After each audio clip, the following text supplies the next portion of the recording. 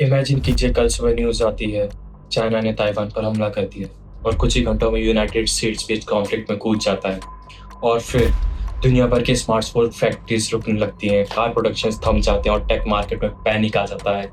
लेकिन सवाल है, एक छोटे से आइलैंड के वजह से इतना सब कैसे हो सकता है? आज हम समझेंगे चाइना ताइवान कॉन्फ्लिक्ट की असली कहानी और कुछ ऐसी माइंड ब्लोइंग फैक्ट्स जो आपने कभी भी नहीं सुने होंगे। इस कॉन्फ्लिक्ट की जड़ आज की नहीं है। ये कहानी शुरू होती है 1949 में, जब चाइना में सिविल वॉर हुआ। एक तरफ थे कम्युनिस्ट जिनको लीड कर रहे थे माओ जेडोंग और दूसरी तरफ थे नेशनलिस्ट जिन्हें लीड कर रहे थे चियांग काई शेक। जब कम्युनिस्ट जीत जाते हैं तो नेशनलिस्ट मेनलैंड चाइना छोड़कर ताइवान चले गए और तो यहीं से शुरू हुआ चाइना का विवाद। चाइना आज भी कहता है कि ताइवान उसका हिस्सा है, लेकिन ताइवान खुद को एक डेमोक्रेटिक नेशन मानता है। एक समय ऐसा भी था जब पूरी दुनिया ताइवान को ही रियल चाइना मानती थी। 1949 से लेकर 1971 तक यूनाइटेड नेशंस में चाइना की सीट ताइवान के पास थी, लेकिन 1971 में ग्लोबल पॉलिटिक्स बदल गई और सीट बीजिंग को दे दी गई। अब आते हैं इस कॉन्फ्लिक्ट के सबसे बड़े पावरफुल रीजन पे। ताइवान सिर्फ एक आइलैंड नहीं है, ये दुनिया का चिप कैपिटल है। दुनिया के लगभग 90% सबसे एडवांस सेमीकंडक्टर चिप्स ताइवान में बनते हैं, यानी ताइवान की फैक्ट्रीज रुकती हैं तो मॉडर्न टेक्नोलॉजी में लिटरली स्लो डाउन हो सकता है।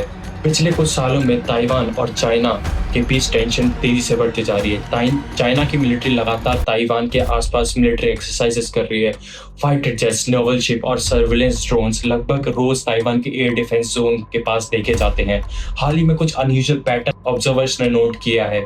कुछ हफ्तों पहले की रिलेटिव चुप्पी के बाद पीएलए ने फिर बड़े पैमाने पर विमान ताइवान के पास भेजे।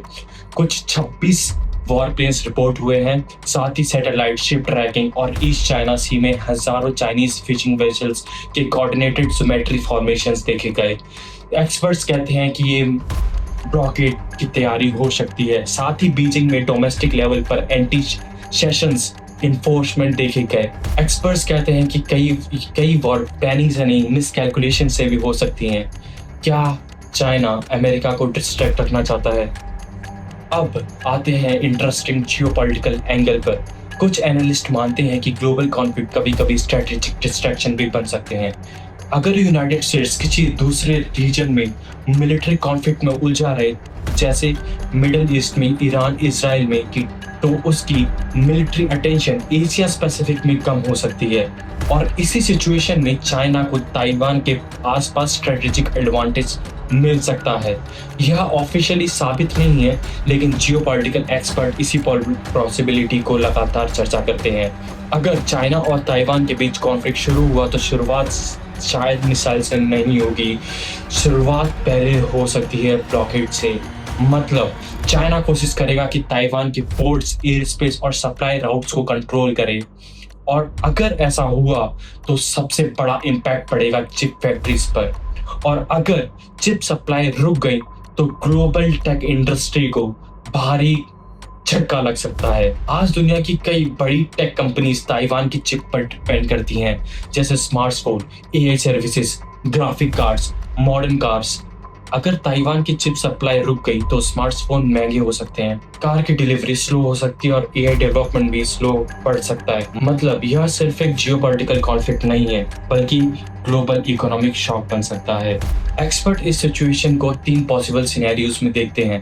पहला, टेंशन होगा लेकिन डिप्लोमेसी से वॉर टल जाएगा। दूसरा, लिमिटेड कॉन्फ्लिक्ट या ब्लॉकेड जहां इकोनॉमिक डैमेज बड़ा होगा। और तीसरा है फुल स्केल इन्वेशन, जहां मेजर पावर सीधा टकरा सकते हैं। तो याद रखिए, चाइना और ताइवान सिर्फ एक दो देशों की कहानी नहीं है, यह technology, economy, global power balance की लड़ाई है।